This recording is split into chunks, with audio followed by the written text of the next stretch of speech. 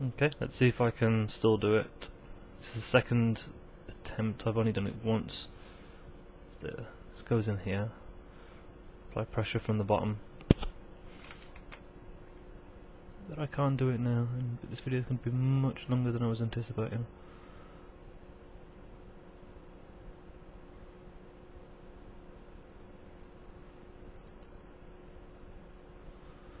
So, obviously with this, it's easier because you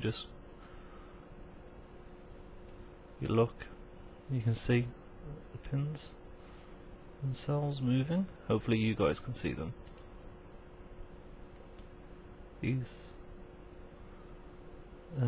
here.